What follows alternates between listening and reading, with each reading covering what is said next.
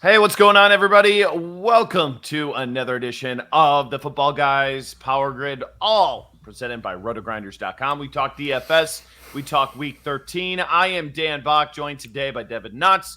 We got Phil Alexander and Ryan Hester pinch hitting for one tip and pick. And we're happy to have you today. If you're watching on the Football Guys YouTube stream, thank you so much for that. Leave a nice little comment and a thumbs up for us. And of course, if you're listening on a podcast feed, whether it's RotoGrinders or Football Guys, leave us a nice review. Certainly helps us. And fellas, last week we had double slates. Thankfully, that is in the past. Toughest week for us content creators, but I am happy to say Week 13 is here, and it's looking like a doozy because some injuries. But I have to say the pricing sites kind of did a pretty good job pricing up some of these running back backups, knowing that they were going to get playing time. So we're going to talk all about that and strategies to hopefully help you win some good money this Week 13. All right, let's jump on into it, and we'll start with Devin this week on the Vegas side of things, and give us a quick lay of the land for this Week 13, my man. Yeah, so John's not here. He's doing whatever he's doing. So I'm going to try and cover Vegas. It feels like we've been off for like a month, even though it's been a week. That's how fast this world moves. But Tampa Bay and Atlanta is the game that's over 50, as well as Cincinnati and the Chargers. So those are the two games that really you want to target. Tampa Bay is projected to score about 31 points. The Rams also up there against the Jaguars, 13-point favorites in that one. Seems a little high. Jacksonville's defense has been playing pretty well, but the Rams are projected to score 30.5 points. And then Indy against Houston, they're projected to score 27.25, and Minnesota is projected to score 27.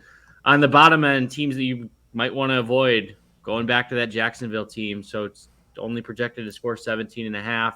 Houston down at the bottom, and then the lowly Jets at 19.5 against Philly. So there's only two games above 50 this week. We've seen some games get up to 55. We don't have any of that this week, so could be a lower scoring week. We'll just have to see and talk through some of the plays here. Yeah, and it feels like, I know injuries are always a thing, but man, Ryan, it feels worse than normal this year, and it's kind of been a lower scoring season comparative to what we've seen in years past. I don't know the reasoning for it necessarily, but that's one thing that I've kind of felt here the last couple of weeks, and we'll see if this kind of continues. Let's kind of get into the quarterback position, and we'll start with you.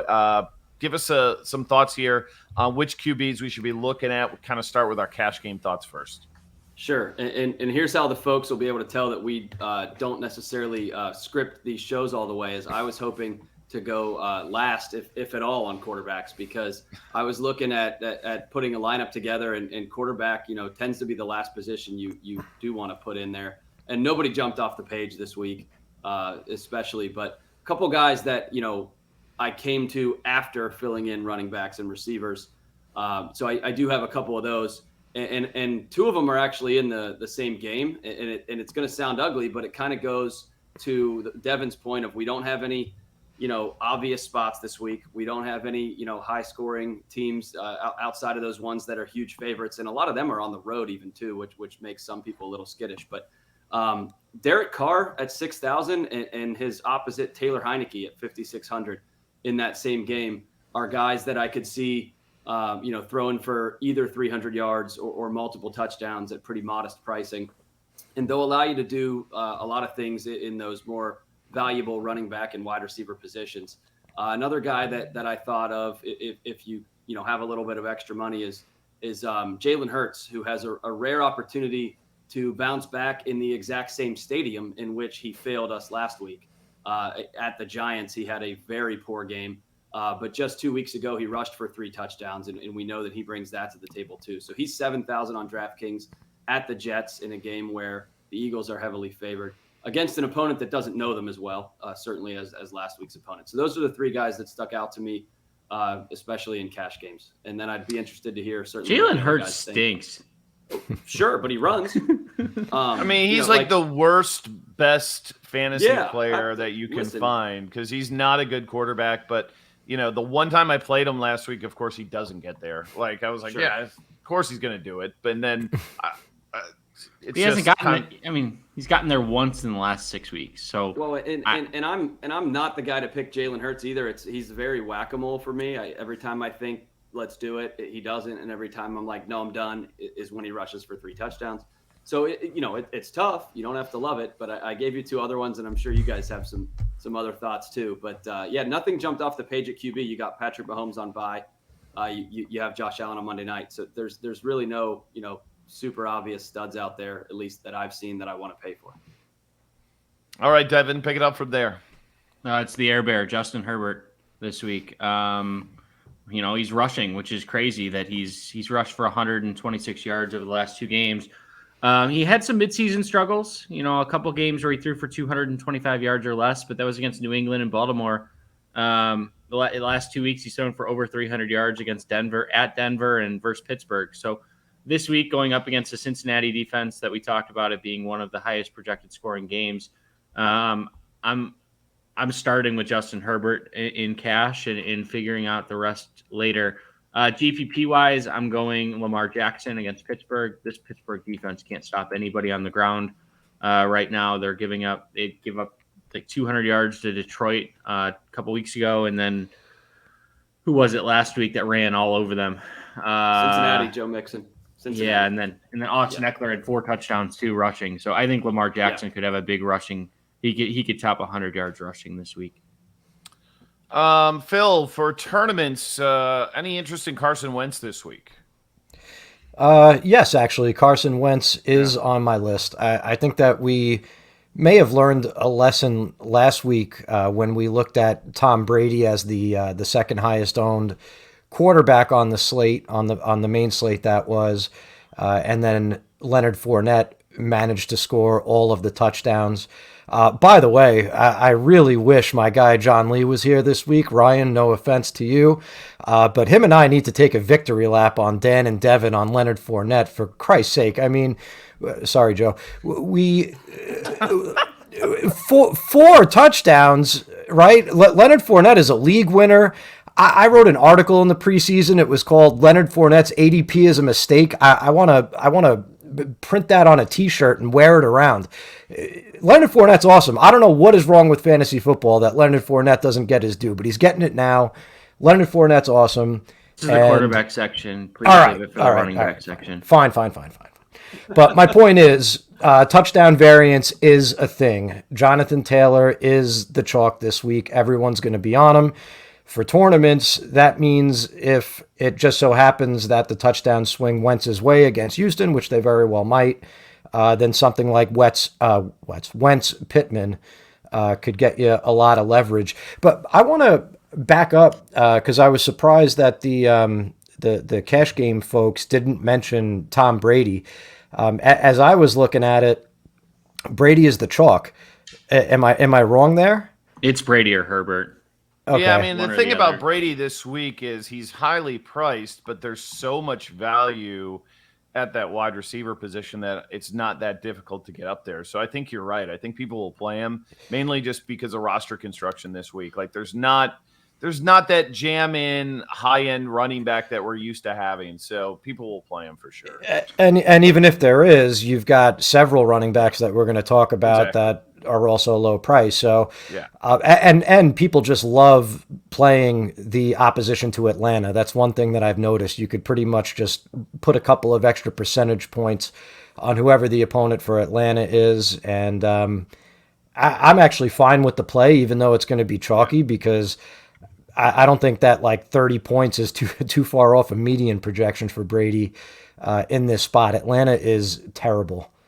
Truly bad. I'm looking at some of the early prop numbers. He's the only one over 300 yards that's been posted this week. He's at 304.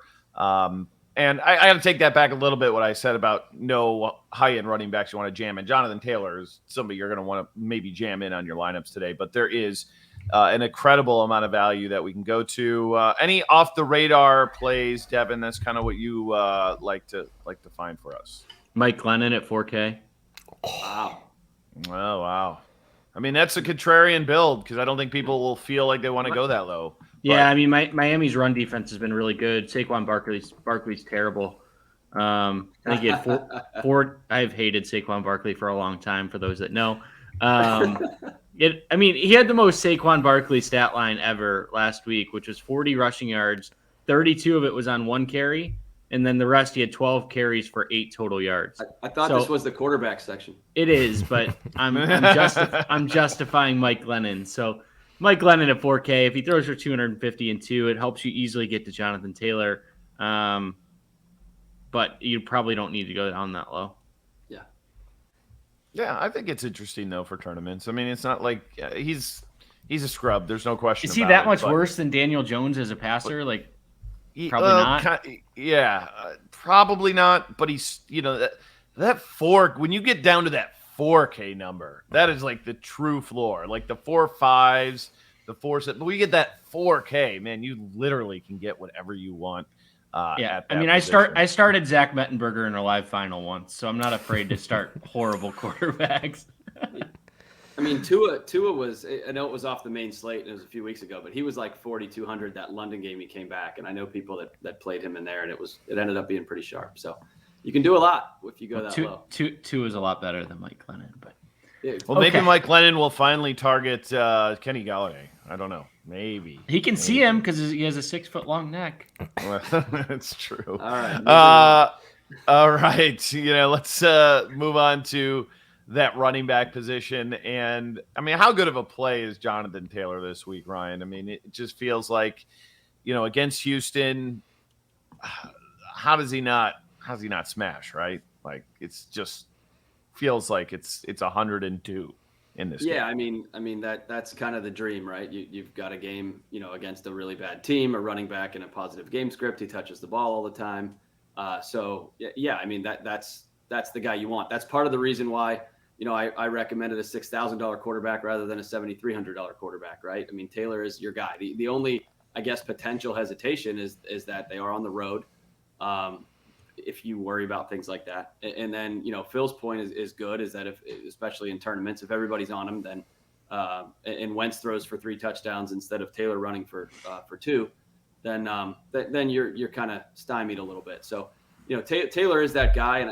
And again, I think, and this is going to harken back to when I was on this show regularly, but I think Phil also had a Jonathan Taylor position that he used to always be on that block too. So that's correct. Apparently it's Phil night tonight on the show between Leonard Fournette and Jonathan Taylor. But, the other running backs I like, obviously we talked about the injuries, but what a weird week it is when you could play 4 running backs that are $6,000 or less on DraftKings and feel good about playing 3 of the 4 in the same lineup. And so, and obviously those are Eli Mitchell, Antonio Gibson, Jamaal Williams, and James Conner. So I have a thought on, kind of which 1 or 2 of those I like best.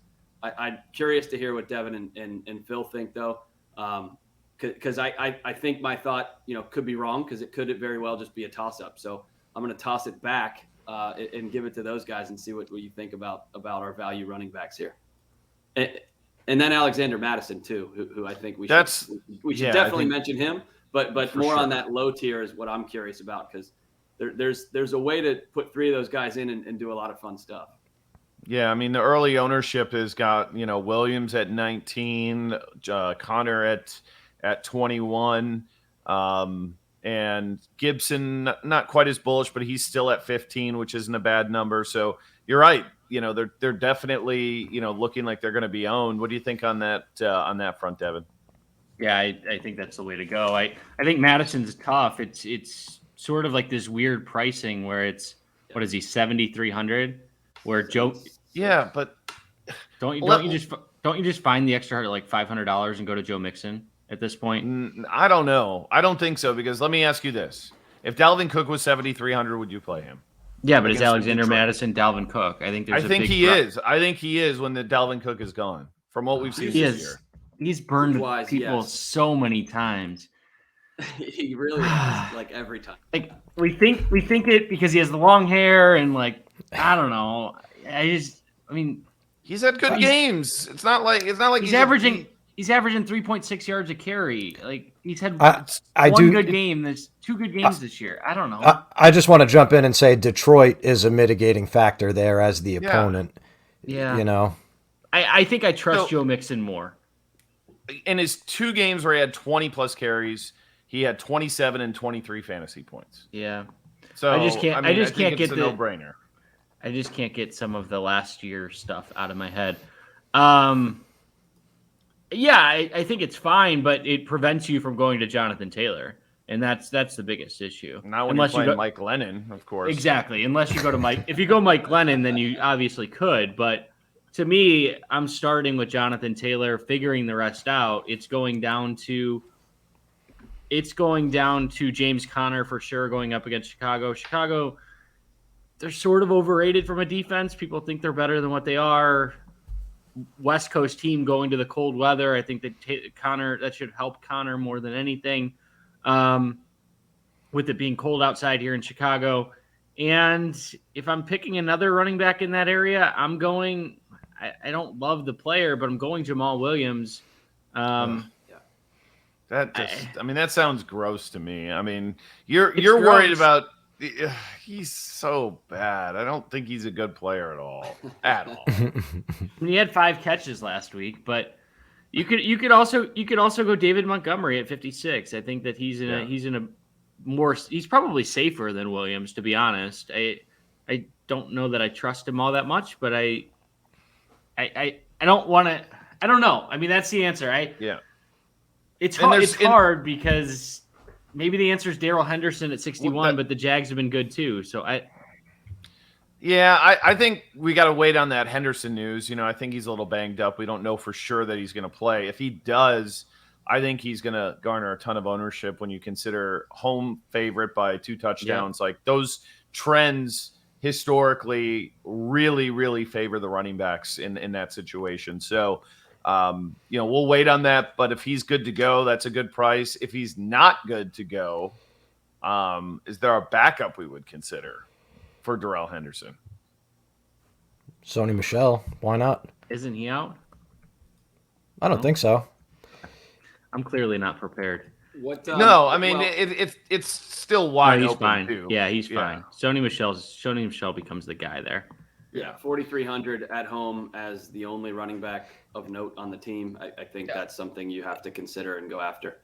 Honestly, I really hope that doesn't happen because we've already overstated it. I mean, we've got a problem here. There's too many running backs and too few roster slots for them.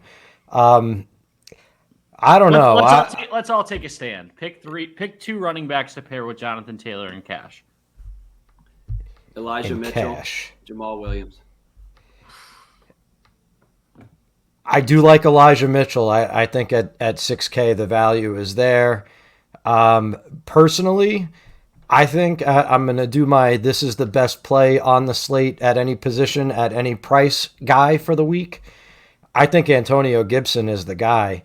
And I am just crossing my fingers. I know that J.D. McKissic was carted off last week, and I know he's in the concussion protocol. It's supposedly not as bad as it looked with the cart and all, but I don't know if he's going to clear the protocol in time to play. For GPPs, I am crossing my fingers that McKissic is active and Gibson's roster percentage stays suppressed, because even with McKissic in the lineup since week 9, and that's actually when the football team came back from their bye and Gibson had a chance to rest up that injured shin of his, 23.6 touches per game. We saw the pass game usage increase last week, and part of that was with McKissic in the lineup during the first half. And the Raiders, over the last 3 weeks, same exact span, have allowed 38% more fantasy points to opposing running backs than league average. I think there's 2+ touchdowns incoming for Gibson this week. That game has a pretty sneaky high total. It wasn't quite 50, but it was almost there at 49 and a half at the books I was looking at. So I love Gibson. He would definitely be my pick, cash. And if he still is hovering around that 15% mark in tournaments, with or without McKissic, I think I want to play him a good bit. Yeah, right now I'm seeing Las Vegas the 3rd most fantasy points allowed to running backs. So you're right. When you consider volume that he's been getting with that, I think that's a good take there. If I had to pick 3, obviously we'll go with Taylor. For cash games, I mean, I think if Henderson plays, I'm probably playing him at 6,100. So I'll say him.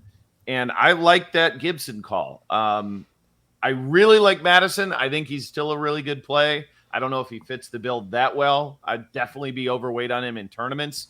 But I'll tell you right now, Jamaal Williams, I'll happily be underweight on him.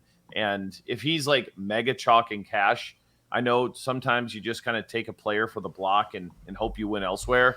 I'm happy fading that even in cash games because I just don't see it.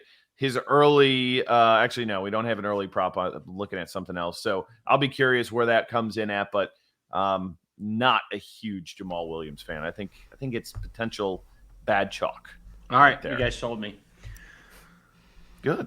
Love to hear it. Okay, let's get some GPP plays. Devin, anybody off the radar that we can consider? I mean, I don't know that we have to go too far because there's so many in that middle tier that we could just kind of mix and match them. But is there maybe a sub 5% rostered guy maybe that we could look at? Yeah, I don't know that you need to go crazy this week. The only guy I would consider, just because of his pass catching upside, which nobody's going to have, and this is sort of turning into my special as far as garbage players, but Cordero Patterson at 7K. He's not going to be able to run the ball. His prop is like 37 yards, but he caught 6 passes in their last meeting against Tampa Bay. I think he has 6 to 8 reception upside this week. Ryan, what about you? Any lower owned play? I mean, admittedly, I haven't looked at a ton of the ownership stuff or rostership stuff, but looking at pricing now and guys we talked about, for 100 more than what could be a popular Alexander Mattison, you get another high usage guy, albeit in a worse matchup in Najee Harris. The offense stinks. I know it. I watch the team every week. They stink. But what if he catches 5-6 balls in catch-up mode, but also has a touchdown or 2 in there? That's something. If I can get a guy with 20 or 25 touches who will probably be overlooked, that might be a way to go. Are you worried about him? Like in general, as like a fan? In terms of him getting hurt or not being a good player or all the above? Being Trent Richardson 2.0? No, I think their offensive line just really, really stinks. That's fair. And their quarterback stinks, and we know that running quarterbacks can help running backs with opening lanes, and we certainly know that quarterback can't run. So Phil, not yet, unless they beat the hell out of him this year to the point that he can't come back from it. Anyways. Okay, Phil, I'm going to throw a name out there. Nobody's going to play him, but the Jets are awful. I mean, they've given up huge rushing days to the freaking Buffalo Bills. Can we even consider Miles Sanders here? I know last week it was pretty much like a true, timeshare with what Boston Scott and he's still, I think Kenny Gainwell's still hanging around as well. But 2 weeks ago, he had, 16 carries, looked like maybe he was going to get more of a workload. I mean, obviously you're not playing him in cash, but would you sprinkle him in mass multi-entry tournaments at probably sub 2% rostership? I have a feeling that he's not going to project well enough despite the matchup. And I think that has to do more with the fact that he's hurt. He says he's going to play, but I think that might be a good enough excuse for Nick Sirianni to continue the timeshare with Boston Scott, who they clearly like. He was on his way last week before he got that ankle injury. He had just busted a big run, so it's a shame. I like the player, but I don't think his pass catching upside is what we all thought it was maybe a year ago, and he would have to get it done on the ground, and he's not 100%. So I'm not really about it. If he's out, Boston Scott probably becomes a top play this week. Yeah, I don't think he'll be out. It seems like he's trending active, but yeah, I'm seeing a timeshare materializing there. Yeah, I think that's a good point. I mean, you're right. I mean, if he was healthy and still 50% of the snaps last week, so he did lead the way. So I don't know. Jets are just so bad defensively. It's always tempting to go there. All right, keeping it moving here this week 13. Again, thanks for checking us out. It's the DFS Power Grid by the Football Guys and, of course, RotoGrinders.com. Check out both of our sites for all sorts of content for you as you prepare for this week. Okay, wide receivers. Going to start with Devin here, and because I know Phil's going to tell us to play Cooper Kupp because he loves to, just kind of take major stands and stuff. So where else are we looking here? Because it's kind of an ugly position, but I think there's value. I think there's high-end guys. I think there's middle tier. I think there's like a lot of ways we can play it this week. Yeah, a lot of no, I'm not even gonna go there. Let's start with Chris Godwin at 6,600. I think he's the safest cash game play. What does this guy have to do to have his price above 7K? It feels like I've played Chris Godwin every single week this year. Maybe catch more than 4 passes. He had a bad week last week, but six or more catches in every game. That's true. Since every game ever. Andy has a legit vaccine card too, which is very, very good. Yeah, that helps when it's a requirement to play.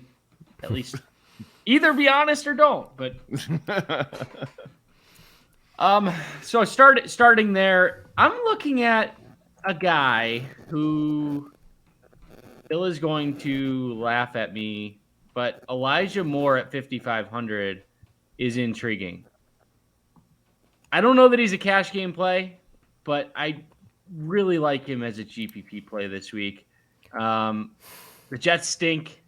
We know that. But you look at this guy, and he's sort of been the only bright spot that they've had. Three of his last 5 games, he's topped 67 yards or more at 5,500. I think he's intriguing. But like I said, GPP only there. Going down a little bit. It's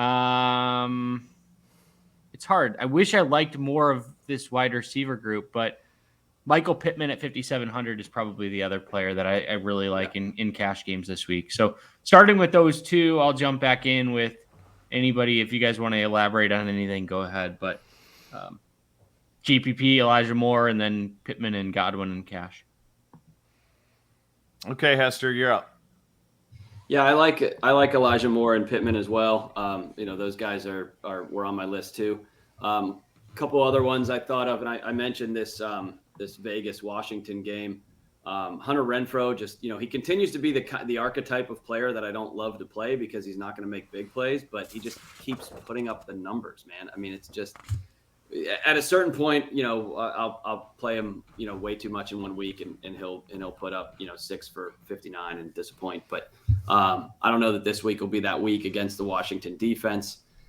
So Hunter Renfrow is somebody I'm looking at in cash games, especially ones that have Jonathan Taylor in the lineup.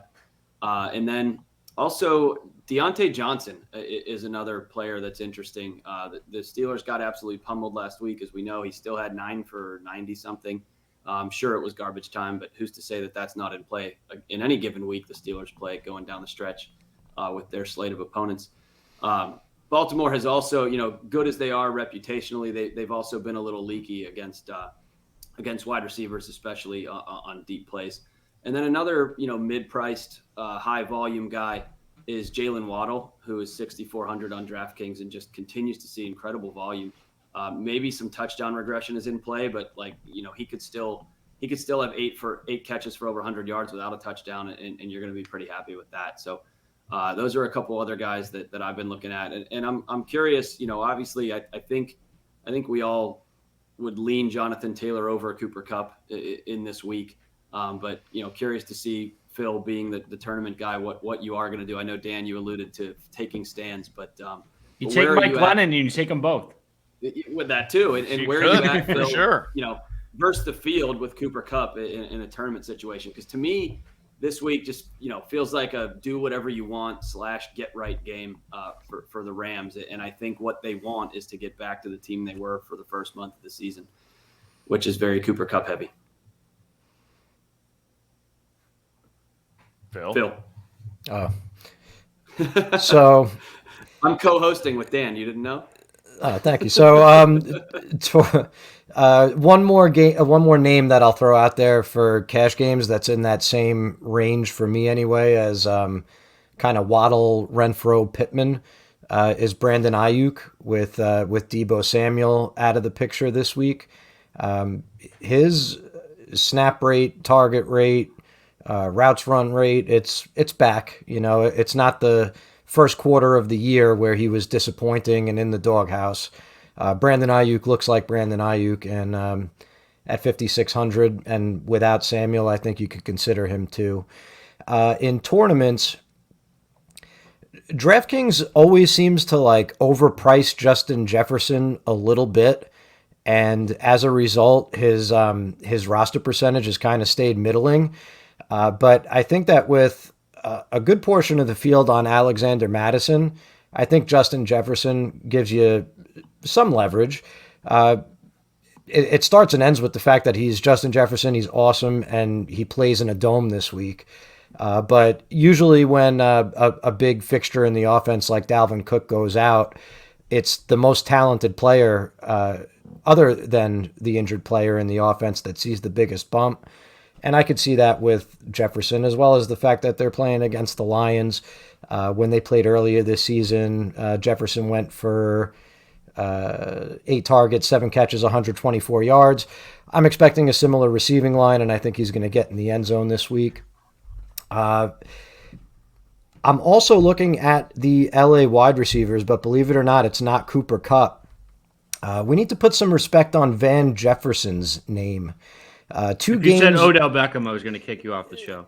No, not Odell Beckham. Although, the initial list that I'm looking at, you got Beckham coming in higher rostered than Jefferson. Obviously, Kupp is as well, and deservedly so. Then you got Darrell Henderson also, and he's dealing with an injury.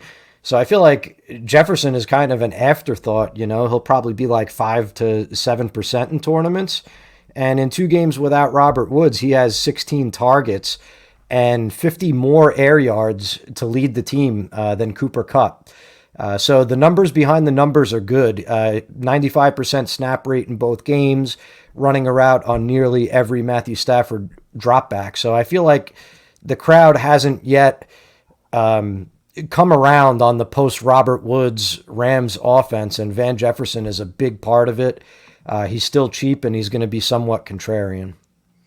Dan, I have Devin, a question for you. What the hell are we doing with the Jaguars wide receivers?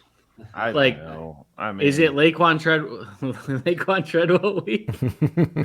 It's probably like Tavon Austin week, and we'll all be wrong. It seems like you want to play one of these guys in cash. I'd always play Marvin Jones over the other ones, but the Jaguars just can't do anything on offense, and I think it's probably a situation where I'd rather not go there.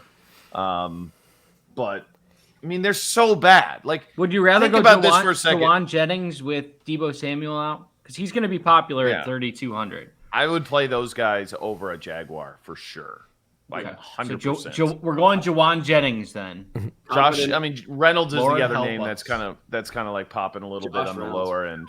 Yeah. I'm giving away the next segment, but the answer is James O'Shaughnessy. Shout out to John Lee. No. Oh man. It's Foster Moreau at tight end, but we'll get there in a second. Well, we'll get there. Let me get some GPP talk I think here. we're done. Are we? Do we? Is Seattle just complete dust at this point? Yeah. They are. Until proven otherwise. Russell Wilson is basically Baker Mayfield at this point. Wow. Yikes. Wow. Statistically, they're like the same player. And we know how you feel about Baker Mayfield. At least Wilson has better receivers. I'll give him that. I think Tyler Lockett is still somewhat interesting to me, but outside of that, I'm not. So DK is like just Seattle. trash. He's done. He's not any good. Is that the consensus here? This guy who was GPP winning upside, time and time again last season. He's done. Is that what you're telling me, Phil? He's like the wide receiver 75 over the last 6 to 8 weeks. What do you want? That's what I'm asking. So he's done. So you're telling me he's done? I don't think he's done, but I think for this year, you might wait until he does the dead cat bounce until you put him back in the lineup. But see, that's the whole thing is you wait for the dead cat bounce. And then the following week he does terrible because you're chasing it. He's had 22, 26, 22, 17 in 3 or 4 games so far this season. 3 consecutive games where he's had under 8 fantasy points. I mean, if there's a dead cat bounce spot, this might be it here against San Francisco. Is he priced down enough for? That's the only issue. That's true. He's not that cheap, and 67 on DraftKings, 73 over on FanDuel, but nobody's going to play him at that number, right? Isn't that the point? Isn't that what we're trying to look at in when we're trying to win $1 million in the Millie Maker, and you want to gain leverage on the field? I'm still trying to set a lineup that scores a lot of points, though. there's a balance. So you're telling me he's washed then? He's done. I'm telling you that I am not playing him in this week 13 of the 2021 season. Okay. I don't stand taken. I think if you play, how many lineups, Dan, would you say you have to play DK Metcalf? I'd 10? easily play him if I was. Put him in I'd one. say 20 lineups. I mean, you could stack that game up a little bit. There's plenty of plays on that San Francisco side, whether it's Eli Mitchell, whether it's Ayuk. Like, there's definitely more condensed production when you take Deebo Samuel out, because Deebo Samuel, I mean, I know he's not playing this week, but the fact that the dude was literally a running back and a wide receiver, like playing both positions, not even the hybrid situation we often see with guys like McCaffrey. The dude was in the backfield like a ton. So I think you take him out, and there's some good value plays there. So I'm throwing him out there. 20 lineups, I would certainly have him. Who else do you have? Who else do I have in the wide receiver spot? I'm just going to play DK in all my lineups. No, there you go. No, I mean, Godwin for me, from a cash standpoint, I think he's an absolute must play. So let's make that very clear. Man, do you go to Ayuk? I mean, do we mention Keenan Allen? I mean, he might be the most popular guy against Cincinnati, and Jamar Chase might be the potential run back, but the problem is you don't know who it's going to be on a given week. T. Higgins last week was the guy who blew up, but we saw it so many times earlier. Chase, he's kind of the deep ball guy, I think. So I don't hate him if you like that game to shoot out. All right, I guess we'll see what we'll see what happens. I guess I think Keenan Allen is a good play. I don't think that there's anything wrong with that. Certainly that game is incredibly stackable with Herbert. You could take Burrow. You could take any of the wide receivers on Cincinnati. It's probably the most stackable game of this slate. So I don't. How do you rank those receivers? I mean, you know where my heart is. It's always T. Higgins. Did you play him last week? Did he finally pay off? I always play T. Higgins. Who is the guy that you always play? You said you're going to play him every week. DK Metcalf? No, I don't remember. Oh, Stephon Diggs. He's my Stephon Diggs. Yes, he's your Stephon Diggs. Okay. His price never goes above 5,500. Yeah, I always play T. Higgins. Steph Diggs light. There you go. All right, let's move on to the tight end position, where everybody was already giving their plays way too early. So I do think that Devin had it right, though. I think Foster Moreau on DraftKings in particular, under 3K, is going to be the pretty popular play, because there's not a lot popping on the high end. We don't have Kelsey in this one. Obviously, Waller's not going to play. So these situations, we usually like going cheap, and Moreau looks like that guy. Yeah, I think for cash, he's the guy. He gets you savings at 2,700. I don't see anything wrong with it. Bill? Yeah, Foster Moreau is fine for cash games. I would certainly be plugging him in, but where do you guys have him pegged in terms of roster percentage for tournaments? I'm at 23 right now. Yeah, we're at 13, but I think Devin's more on the right track there. Yeah, I was seeing 20% in my mind anyway, and that's why I mentioned James O'Shaughnessy, who's probably going to be closer to, I don't know, 8 if he picks up steam, but probably closer to 5 to 6 in reality. And I think in terms of median projections, these guys are like the same point per dollar. Dan Arnold is on IR. The one thing that Jacksonville has been able to do on offense is get the ball to their tight end. If O'Shaughnessy is the one running all those routes, which he was after Arnold left the game last week, it definitely would not shock me. Or let's put it this way: I don't think that it's 4 times as likely that Foster Moreau outscores James O'Shaughnessy, and that's what the roster numbers are implying there. So I think in tournaments, if you want a very simple one-for-one price pivot, you could look at James O'Shaughnessy. Ryan, what about Gronk here? I know that like old man Gronk we don't like, but the last 2 weeks he's looked pretty good. 10 and 8 targets.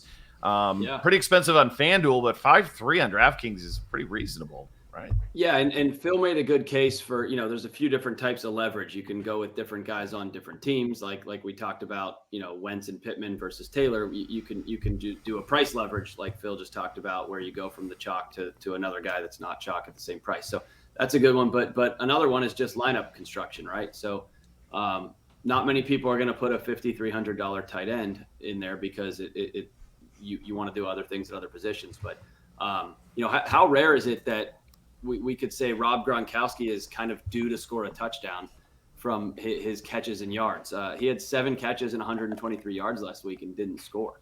So there have been times where Gronk has outproduced that in terms of fantasy production on 2 catches. So it's interesting. And Devin mentioned Godwin as kind of the first receiver he was going to. So it doesn't seem like a lot of people are going to gravitate towards Gronk. So I like that call, Dan. Another one going even further up in terms of price, and you mentioned we don't have Waller, we don't have Kelsey. So really the next go-to tight end is Mark Andrews, and he's 6,000 against the Steelers, who Devin mentioned earlier are falling apart. They are falling apart on the ground, but they also did not look good in the air last week. And Mark Andrews had 10 targets and 106 air yards last week. So he's very clearly Lamar Jackson's go-to guy, and the stats bear that out. The traditional and the sort of analytical stats both bear that out. So I think Gronkowski and Andrews are both guys that have, huge GPP upside in terms of multiple touchdowns, a handful of catches, if not both. Yeah, Gronk's sitting at plus 122 to score a touchdown. That's actually pretty good for a pass catcher, and his receiving yards at 53 here on a Thursday. Andrews sitting at 56. But again, his anytime touchdown prop at plus 168. So Vegas certainly thinks that Gronk a little more likely to score and a little bit cheaper. So I don't base everything on these props. They're pretty inefficient, but I think Gronk's a sneaky play. Okay, tournament wise, give me something off the radar here, Mr. Knotts. George Kittle. He's sort of my DK Metcalf. He's like, is he washed?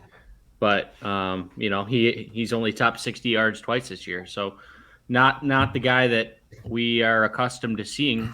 But 3 times he's top 60 yards. But he, with no Deebo Samuel, who are they going to go to? And that's the question that you really should answer as you're building your lineups. They're going to have to go to somebody. Seattle's defense is not good. So whether it's Kittle, whether it's Juwan, whatever his last name is, Jennings. I already forgot it. Or it's Eli Mitchell, or 2 of those players. But you take the amount of balls that go around. I guess Brandon Ayuk is in there too, but there's a lot of targets, a lot of carries that are going to be opened up with Deebo Samuel being out this week. Yeah, I think that's a good call. I mean, just playing a ton of snaps, obviously, and pretty decent air yards. And not the last 2 weeks, but prior to that. And I think you nailed it when you take Deebo out. I think it's definitely, why not put somebody in there that's a little more proven or give more looks to a guy who's more proven. Phil, I don't know if I need to ask anymore. You already gave us James O'Shaughnessy. Like, that's all we need, right? That's it. Well, I was gonna say that the highest ceilings at the position, as far as I could see, Kittle, for sure. I don't mind Dallas Goedert going up against the Jets, since the Jets stink. I think he was a pretty sharp play last week. I saw that a lot of sharp tournament players were on him, and it didn't pan out. And I think this week's situation is probably a little bit better than it was. And, you know, you're a sucker, Dan, for Stephon Diggs. Devin is one for T. Higgins. Kyle Pitts. No, I can't get out of my own way on Kyle Pitts. That Atlanta passing game is so dreadful, and Pitts being the center of attention for the opposing defense has not been working out too well in recent weeks. But it is Tampa Bay. The way to attack them is certainly through the air. Atlanta is going to be trailing, and Matt Ryan is going to be throwing, and Kyle Pitts does have an established ceiling. We haven't seen it in a while. Again, does he? I was about to say I am so proud of all four of us that we win a show without saying Kyle Pitts' name, and then you had to do that to me. Hey, who's the number one corner on Tampa that's going to shadow Kyle Pitts? You know, Doesn't matter. They double team him. Yeah. He can't get open. eventually he'll figure out how to adjust. Yeah, in Easier to bracket 2024. a guy that starts in the middle of the field. Yeah, 6'5", 7'7" his targets the last 4 weeks. You're right. You just can't get open. I mean, I think it's pretty clear. Teams are saying, okay, Tajay Sharp and Mr. Olamide Russell Gage. Zacchaeus, yeah. And Russell Gage. like those receivers are so bad. Like they're just like you nailed it. Like, okay, we'll play one-on-one in those guys. We'll protect the middle of the field and make sure that Kyle Pitts doesn't beat. I mean, if his price was a lot cheaper, I'd be interested. Yeah. But to be more than T.J. Hawkinson and Rob Gronkowski, like it's a joke. Yeah. Yeah. On FanDuel, play Zach Ertz. That's all I'll say. If we're Yeah, paying up he to is top DK Metcalf, I mean, why not Kyle Pitts? Because Metcalf has shown more times one catch for Metcalf, and he can at least get close. Kyle Pitts Yeah. stinks. Kyle Pitts stinks. I mean, it's the rookie tight end syndrome, right? No rookie. He'll probably be great next year. Just nobody's good as a rookie as a tight end. So Pat Look at his Fryermuth. Look at his numbers without Calvin Ridley. They're terrible. Like, as the primary guy, he's just not ready. Yeah, it's not a great split there. all right, quick show today. I love it. Let's keep going to this defense, and then we will get on out of here and save you guys some time here this week. And okay, Devin, team defense. What do we got? We paying up for the Rams or no? No. Okay. I mean, I'd love to, but we didn't talk about very many low end plays this week. So I'm going fairly down. Looking at this list for the first time this week, we're gonna go. we're gonna We don't go. script these shows. No, and we don't really care all that much about defense, but We don't. It's a double whammy. yeah. The lowest that I'm comfortable with, I'm going to go with the New York Football Giants going up against Miami. Yeah, Nice. it's reasonable. Sounds like Ryan gives his stamp of approval. Yeah. That's the lowest I would go in terms of a stamp of approval. Also, like the Cardinals coming off a bye at Chicago, regardless of if it's Justin Fields or Andy Dalton. Probably like it more if it's Justin Fields, to be honest. More playmaking ability there, but more turnover ability too. So I like the Cardinals there. Phil, you got a hot take on defense here? I don't know that it's a hot take, but regardless of which Giants quarterback the Dolphins face, they're going to be facing a quarterback with a neck issue, right? Either Daniel Jones or Mike Glennon. But 3,300 against Glennon, that would be awesome. 3,300 against Jones, that would be awesome. Of course, the Eagles, if you could get there against Zach Wilson, who is terrible, and the one reason why I can't endorse the Elijah Moore call from Elijah Mitchell. No, Elijah Moore. I'm going to do that forever. Why I can't endorse that from earlier. And GPPs, we said it. Something is wrong with Russell Wilson. I guess probably his finger. But the 49ers don't look like a bad defense for GPPs against that sloppy Seattle offense that can't seem to get anything done. Can I make the early call? Early call. Russell Wilson, Pittsburgh Steeler next year. That would be fun. Hey, better than Ben Roethlisberger, but Devin just called him Baker Mayfield, which kind of sours my taste. One thing real quick on the on that Dolphins call, which I really like. 16 sacks and 12 takeaways in their last 4 games. So it's been against poor opponents, but the Giants fit that bill as well. So that's a hot defense right now. They got healthy and they're ramping up for sure.